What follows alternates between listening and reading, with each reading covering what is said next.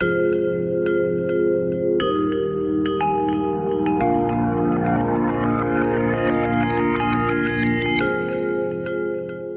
le week-end et dans la chronique aujourd'hui nous parlons de savoir-vivre, d'art de vivre avec Carole Michel qui est sur ce plateau et comme je vous le disais donc au début de cette émission, nous allons parler aujourd'hui de l'utilité du sel.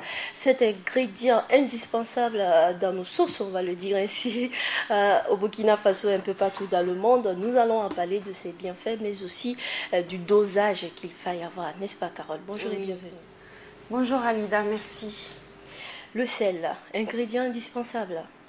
Oui, ingrédient indispensable, effectivement, tout le monde l'utilise dans la cuisine, c'est systématique. On est même tenté d'en rajouter, même après s'être servi dans son assiette. Donc c'est vraiment l'élément indispensable, on en trouve même ajouté dans les boîtes de conserve, dans tout ce qu'on achète dans le commerce. Il y a même du sel dans le pain, il y a du sel dans les boîtes de sardines, dans tout ce qui est boîte de conserve, etc. Donc le sel, c'est un aliment universel qui est vraiment utilisé partout dans le monde. Maintenant, cette chronique-là, j'aimerais mettre l'accent sur deux types de sel et soulever en fait, comment dire, une question sur ses bienfaits, mais aussi sur les dangers que le sel représente. Parce qu'il n'y a pas que ses bienfaits, il faut le rappeler. Alors, justement, ce que je voudrais expliquer aujourd'hui, c'est que le sel de table que l'on achète à la boutique, dans les supermarchés, bon, vous voyez, ce sel que l'on achète, le sel blanc fin, que généralement on appelle sel iodé, eh bien en fait c'est un sel qui est très mauvais pour la santé. Et on ne le dit pas, parce que derrière il y a des industriels, il y a toute une économie derrière.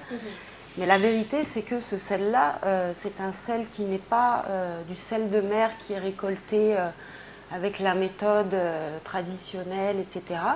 Le sel de table que l'on achète, en fait, le plus souvent, c'est un sel qui est extrait en fait de mines de sel, d'anciens lacs ou mers séchés depuis des millénaires. On extrait ce sel et en fait, il est raffiné de sorte à retirer ses impuretés, puisque quand on l'extrait, il n'est pas naturellement blanc comme ça, fin, fluide, etc. Il est plutôt de couleur grisâtre, marron, parce qu'il est chargé de minéraux, etc. Et pour le commerce, pour le bienfait pour le commerce, en fait, on le raffine et on le chauffe.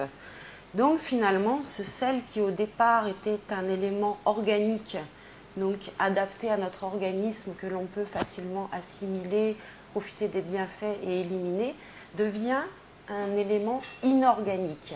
Donc on appelle ça en termes chimiques du chlorure de sodium, puisque c'est le mélange de ces deux molécules, le chlore et le sodium.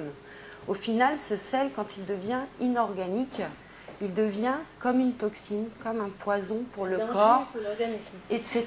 Oui, c'est ça. En fait, c'est pas on mange du sel une fois, on est malade, c'est pas ça. Le danger, c'est que c'est sur du long terme. l'accumulation alors. Oui, c'est ça, c'est parce que c'est dans notre quotidien, c'est tous les jours qu'on en mange. Et aujourd'hui aussi, avec l'industrialisation de la nourriture, tout ce qu'on achète qui est déjà tout préparé, etc., on se retrouve même à consommer plus de sel que le corps en a besoin. Et donc ce sel, il faut vraiment le dire, parce qu'on ne le dit pas assez, il cause vraiment des problèmes de santé sur le long terme. D'accord. Parce que, en fait, le chlorure de sodium, c'est comme ça qu'on l'appelle, en fait, le sel de table raffiné. À terme, il n'est pas éliminé par l'organisme. Je vous donne un exemple, un élément de comparaison pour comprendre. Par exemple, lorsque vous mangez une banane, qui est un élément organique, les fruits, les légumes sont des éléments organiques.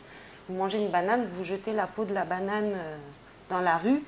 Au bout de quelques jours, la peau de la banane s'est naturellement détériorée et ça n'a pas d'incidence ni sur l'environnement ni sur la santé. Alors Carole, on voit que tu as envoyé, tu as fait le marché avant de venir avec tes différents modèles de sel. Oui. D'accord, on va te l'apporter. Voilà, c'est ce que je montrerai plus tard. Je laisse d'abord le suspense. D'accord. Parce qu'ici, je n'ai pas amené de sel de table, comme j'en parle. J'ai amené un autre sel, c'est-à-dire que là, je ne vais pas tarder à expliquer de quoi il s'agit. Donc, pour continuer dans la critique du sel de table raffiné que l'on achète dans le commerce, c'est un élément qui n'est pas organique. Donc, le corps n'arrive pas à l'éliminer correctement. C'est comme l'exemple de la peau de banane qui est organique. Lorsque vous la jetez, au bout de quelques jours, elle se détériore. Alors que si vous jetez un sachet plastique, plusieurs années plus tard, vous allez retrouver ce sachet plastique au même endroit. Il ne s'est pas détérioré parce qu'il lui faut peut-être 100 ans. Voilà. Et le sachet plastique, lui, est un élément chimique, inorganique. Eh bien, le sel raffiné, c'est la même chose dans notre corps. Lorsque, au bout de tant d'années, il s'accumule, le résultat est que ça s'accumule dans le sang, dans les artères. Donc, le sel raffiné contribue au durcissement des artères, à la plaque artérielle et aussi à former des calculs. Je suis tentée de te poser cette question. Pourquoi on retrouve justement ce sel-là sur le marché, surtout en Afrique, parce que en Afrique on en trouve beaucoup, et les conséquences à long terme, en termes de quantité, mais également de qualité. Tu en as parlé tantôt. Alors, pourquoi on le retrouve sur le marché? D'abord parce que c'est une énorme industrie agroalimentaire, et ce n'est pas seulement en Afrique, je vous rassure, c'est dans le monde entier. Le plus gros producteur de sel au monde, c'est la Chine. Mais aux États-Unis également, les gens consomment excessivement du sel, 5 à 8 fois plus que les besoins, d'où des problèmes d'hypertension, de rétention d'eau, d'obésité. Voilà, donc avec des risques derrière évidemment d'infarctus, d'AVC, etc. Vous avez remarqué ici que généralement quand quelqu'un a des problèmes d'hypertension, on lui dit d'arrêter le sel. C'est ça. Eh bien, c'est parce que la plupart des médecins savent que ce sel-là, en fait, ça encrasse les artères. Et quand les artères, au fil des années, se durcissent ou gagnent des plaques à l'intérieur, la circulation du sang est moins bonne. Et c'est ça qui provoque l'hypertension, en fait. Et quel est ce sel qui n'est pas nocif? Eh bien, justement, on y vient. Justement, alors là, je vais vous montrer un sel. On ne voit pas trop la marque, c'est pas grave. En fait, c'est du sel de mer non raffiné. C'est du sel de mer qui a été cueilli à la main. On peut le faire partout où il y a la mer. Hein. Et ce sel, en fait, est un sel qui n'a ni additif chimique, qui n'a ni raffinage, ni chauffage. C'est-à-dire qu'il est complètement riche de tous ces minéraux, ces oligo-éléments. Donc on appelle ça du sel de mer non raffiné, cueilli à la main. Voilà, et vous voyez, je voulais ouvrir pour vous montrer, il est de couleur légèrement grisâtre. Parce donc, ça veut dire que même ce que l'on retrouve sur le marché en cette forme-là, cristal, ça veut dire qu'il n'est pas également bon pour la santé. Celui que l'on trouve...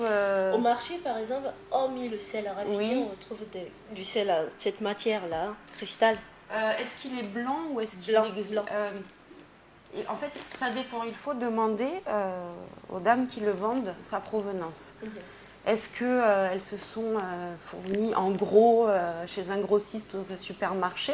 C'est du gros sel qu'elles ont encore un petit peu pilé. Ouais. Ou est-ce que c'est un sel qu'elles ont fait venir du Niger ou du Sénégal? Puisque dans les pays comme le Niger ou le Sénégal, on récolte le sel de façon artisanale. Il peut être éventuellement blanc et toujours bon pour la santé. Ça peut être aussi de la fleur de sel. Donc il faut leur poser la question d'où vient ce sel. Mais généralement, le sel qui n'est pas raffiné, qui est organique et bon pour la santé, il est légèrement gris comme celui-ci, où vous avez aussi le sel rose de l'Himalaya, et puis il y a aussi le sel noir d'Hawaï. Ce sont 3 sels, ils sont colorés parce qu'ils sont totalement bruts, pas raffinés. Ce qui fait que ce sont des sels qui sont riches en calcium, en potassium, en magnésium. Donc déjà, ce sont des oui, mais notre organisme en a besoin. Vous savez que la plupart des gens ont des carences en potassium. Une carence en potassium, on ne le sait pas, mais c'est grave puisque à terme, ça entraîne un taux d'acidité trop élevé dans le corps Et le taux d'acidité trop élevé dans le corps provoque la dégénérescence des cellules. Ça peut amener à des cancers ou ça amène très facilement aussi à des pierres ou, si vous voulez, ce qu'on appelle des calculs. Mais des est-ce que par là, il faut dire qu'il faille consommer beaucoup ce sel-là? Ce que je recommande personnellement, c'est que plutôt que d'acheter le sel de la boutique, le sel de table iodé raffiné, c'est d'acheter, d'essayer de trouver, en tout cas on le trouve ici à Ouagadougou. Vous voyez, ce gros paquet comme ça, il ne coûte que 1550 francs. Dans les supermarchés, je n'en dirai pas plus, je ne vais pas faire la pub, Voilà. mais il ne coûte que 1550 francs. Et vous voyez, moi, ce que je fais, vous voyez, c'est ce sel-là que j'ai pris. Vous voyez, maintenant, il est un peu coloré. Ouais. En fait, je le prends, je le mélange avec du persil séché, un peu d'ail séché, un peu de poivre, du féfé. En fait, selon vos goûts, vous mettez ce que vous voulez. Et puis, je pile ça, je pile bien. Et ensuite, je le mets là-dedans. C'est avec ça qu'on fait la cuisine. C'est avec ça que je fais la cuisine. C'est avec ça, même on mange du goré, hop, c'est ça, je mets dans l'assiette à la place du sel raffiné. Et croyez-moi que tout le monde s'en porte très bien. Donc c'est le conseil que je donnerais parce que vraiment, c'est un sel qui non seulement apporte à l'organisme les micronutriments dont il a besoin pour bien se porter, mais en plus, il est facilement assimilable, il est facilement éliminable. Il est en parfait accord avec notre corps. D'accord. Alors, de façon générale, la commercialisation du sel iodé dans un pays, les responsabilités sont-elles partagées ou cela revient à la personne qui veut consommer? Parce qu'au plus haut état, il fallait comment on appelle ça, une permission de vouloir commercialiser ce sel-là. Nos dirigeants sont-ils interpellés? Oui, mais je vais interpeller moi les dirigeants du monde entier parce que c'est un problème mondial et puis un problème d'information également. C'est-à-dire que je pense qu'après chacun a le libre arbitre de consommer ce sel-là ou un autre, sachant qu'en plus que ce gros sel non raffiné, il est accessible. Mais il faudrait un peu plus informer les gens en termes de santé publique sur ce qui est bon et ce qui n'est pas bon pour eux. Évidemment, quand on commence à les informer, peut-être on va contribuer à faire couler une grosse industrie, hein, parce qu'il y a des gros industriels derrière qui gagnent énormément d'argent avec ça, mais peut-être aussi ce serait l'occasion de repenser aussi les modèles de vente, les modèles de production. Voilà, donc les dirigeants sont bien évidemment interpellés, mais croyez-moi que ce n'est pas seulement en Afrique. Aux États-Unis, les dirigeants sont interpellés pour cela. En France aussi. Il n'y a pas que le sel. Oui, et comme la population est de plus en plus informée en Europe, de plus en plus dans les commerces, on va trouver ce type de produits et la publicité de ces produits. Et les gens commencent à évoluer dans leur comportement, dans leur consommation. Et je pense qu'ici, tout simplement, ça arrivera aussi parce que tout simplement, c'est une question d'information. D'accord, merci Carole d'être passée sur ce plateau. Merci, Mesdames et messieurs, c'est donc fini pour la chronique du jour avec Carole Michel. Il était question de parler de l'utilité de cet ingrédient qu'est le sel.